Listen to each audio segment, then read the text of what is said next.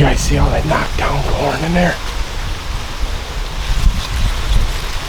All up here on the edge here. All this in there. Pretty sure that's from a bear.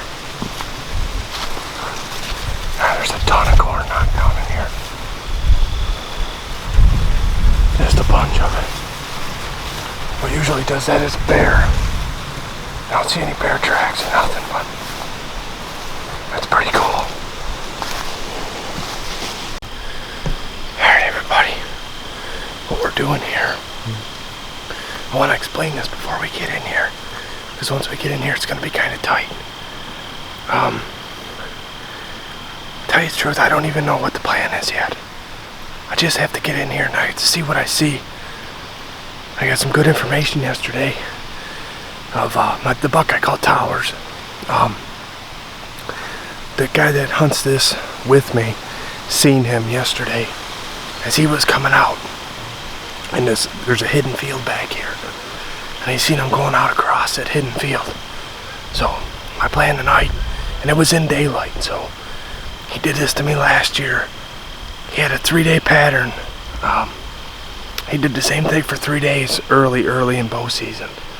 And as you can see, this corn is cut right here behind me. But what I'm doing here is I'm sneaking down. I can't go in the easy way because of the wind.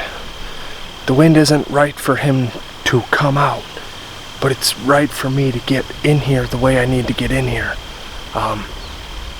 So I'm swinging way north on him, right on the edge of the property owner's property line here. And I'm trying to come in on the back side of him, and I'm hoping to catch him as he comes out across this field. I don't know if there's going to be a tree big enough for like a saddle setup. If I find something dynamite quick, I'll run back to the truck and I'll go grab my saddle. And I'll come back in here because he didn't move till late last night. So within the last 20 minutes of shooting light. So it's early now, so I got plenty of time to get in here. But if I can't find a tree, then I have the ghillie suit top in my bag here, and I'm just gonna set up. I have a feeling he said he would look like he was coming to this cornfield that I'm in right now, so I'm sneaking around the back side of the cornfield. This is cut all the way around. I'm sneaking around the back side of the cornfield. Once I get up to this corner for the property line, I'll have to jump in the corn, and I'll run the inside of the corn and I'll take it all the way down. But that's just the plan for right now. I hung a cell camera up. The other side of this field is absolutely just tore to shreds. So I hung a cell camera up. The big branches broke off for scrapes, and licking branches, like big branches, like over an inch. So I know that ain't a 4-pointer doing that. What we're gonna do here is we're just gonna get up here, and I'll have to just update you guys as the night goes on. But I gotta jump in the corn here, run this down, and pop out into this green field somewhere and just see what I think. I hunt this property all the time, and the guy that hunts here just kind of, I don't want to say his name because it'll give it away where I'm at, but the other guy that hunts here, you know who you are if you're watching this, he kind of gave me the intel that I think I need for both of us to make a move on this buck. So we'll see, but we're getting pretty close, so I gotta jump in the corn here, run this corn down, and find a spot to set up, whether it's a tree saddle or a ghillie suit off the ground. So just hang in there and I'll update you guys in a bit. Alright everybody, quick explanation of what's going on right now. I'm currently running back to my truck.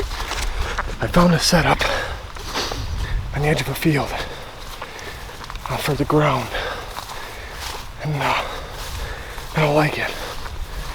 There's a chance he could get past me, and if he gets past me, he's gonna win me. So I'm backing up and I'm getting on the other side. But I gotta run back and get my saddle system so I can set up in this tree. And I'm only gonna be about, I don't know, I'll probably be lucky to be 10 feet off the ground. But it's what I gotta do. there's still a chance he could get past me, but there's a lot less of a chance he's gonna get past me here. Ouch. So I'm running back, grabbing my XOP saddle system, my XOP sticks, and my camera arm.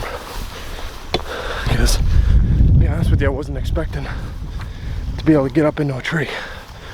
I left all my gear at the tree, but we get a weather front moving in.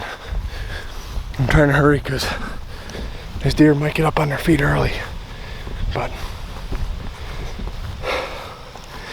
if the deer tries to get by me on the downwind side, I have a shooting lane that I'll be able to do something about it. So we're gonna try it. But I'm gonna set this camera down and start my trek back in there. I need to hurry up.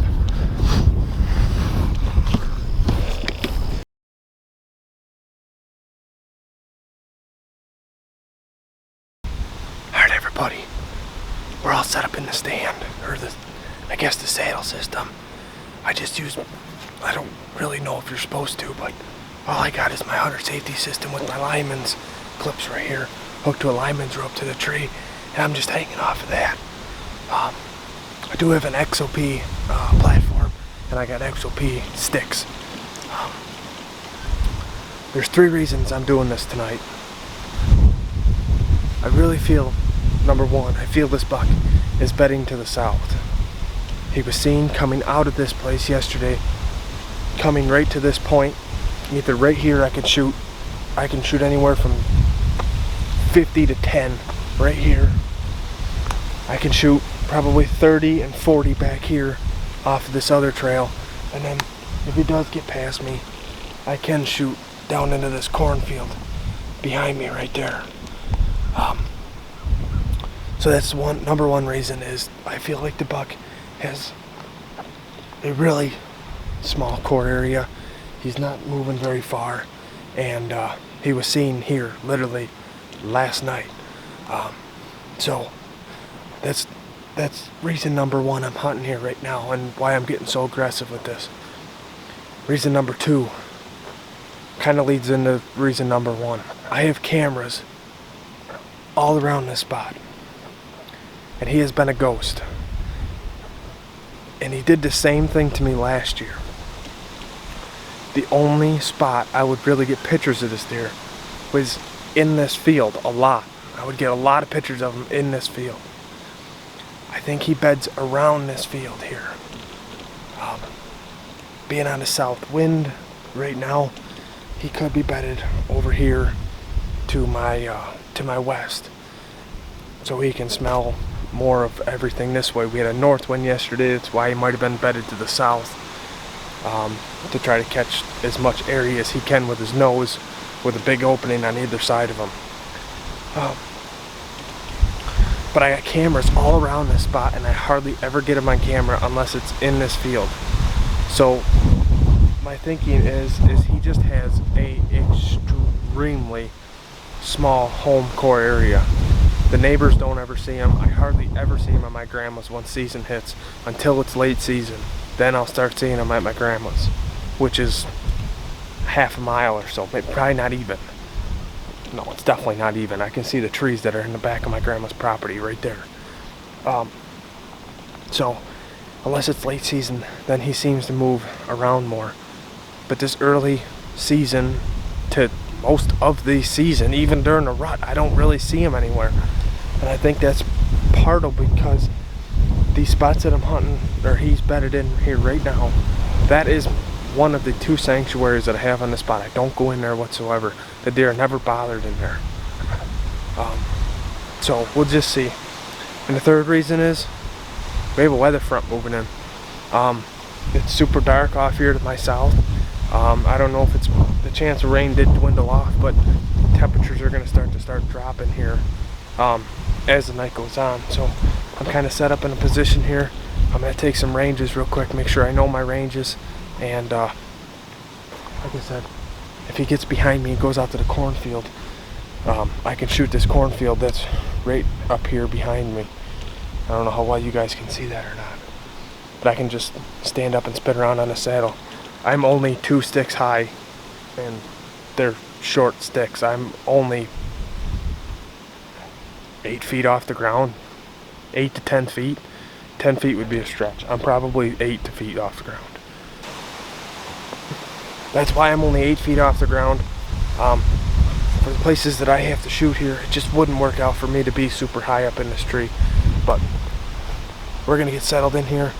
I don't even think it's 5 o'clock yet. I hurried up and did this pretty quick, and we had a really pretty solid breeze today, so I'm sure you guys can hear it. So any noise that I made was covered by that breeze, but I'm gonna have to really pay attention tonight. If I have to, I can leave the saddle system here and slip out and maybe come get it another day, but fingers crossed. If he does what he did last night, I should have a real good shot right here. Other than that, if he doesn't do what he did last night, it's going to be an observation sit. If I don't see him, then the mystery goes on. I'm going to have to get some more cell cameras and start moving them around or something. But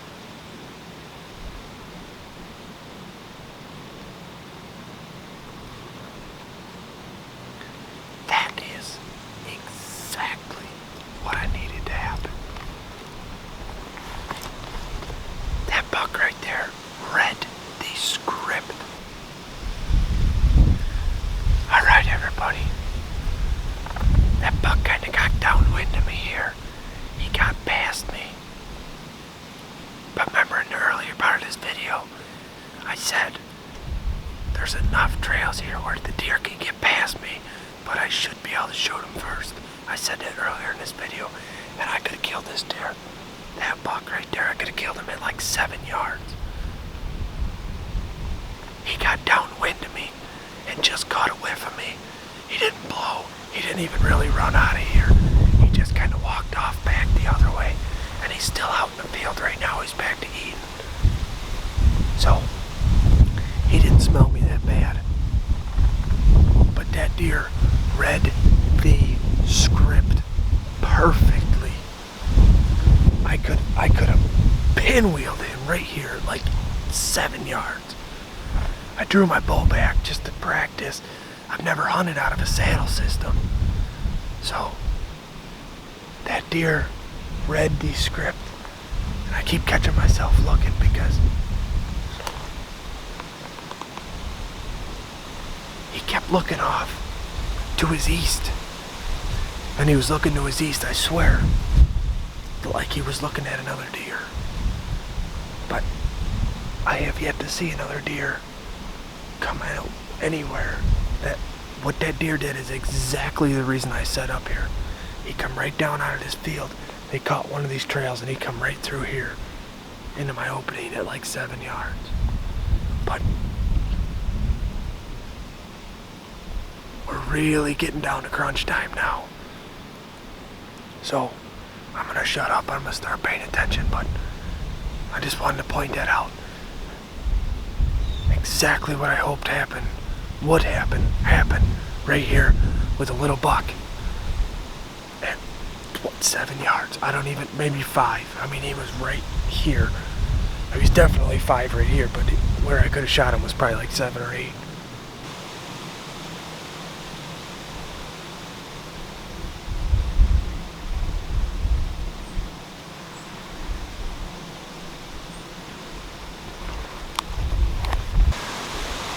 I'm gonna start packing my stuff up. It's still legal shooting light right now, but we're getting towards the end of it. But I don't want to get trapped in here. So I'm gonna start packing my stuff up right now. If there's any kind of daylight left when I get down to the ground, what I'll do is I'll just sit here on the ground for a little while and just watch. But as of right now, we're running out of daylight. We got about, I don't know, maybe 10 minutes left. I should be able to get all this stuff out of this tree within 10 minutes, no problem. I'll check the field one more time and then I'll head on out of here. And it was a pretty good sit. I'm pretty happy about it. We had exactly what I wanted to happen, but with just the wrong buck. Come out into this field where I could see him, and then he'd come right here to get to this corn behind me and walk through my opening at like 7 yards. It was textbook, exactly perfect as I wanted it to be, just not the right buck. So I put a cell camera. I just got 2 or 3 more new cell cameras, and I just put a cell camera up on the edge of this field where all these scrapes are, so I'll watch that and see if he's the one tending them scrapes. Some of them scrapes have licking branches that are broke off, that they're over an inch in diameter, some of the branches that are broke off, so they ain't no little 5-pointer doing that. It's definitely a good buck. I don't know if it's him or not. About the only travel route he could have without setting off my cameras. So I just went on a whim. There's a big rub out here I think I showed earlier. If not, I'll show it right now. Out here in front of me on the edge of this field. So it kind of makes sense that he would come across here, hit that rub right out here in front of me, directly across from where I think he's bedding. And then he would come up into here to get to this corn behind me. So anyways, I'm going to pack it up, get out of here. Try to get out of here unscathed, and I'll see you guys back at the truck.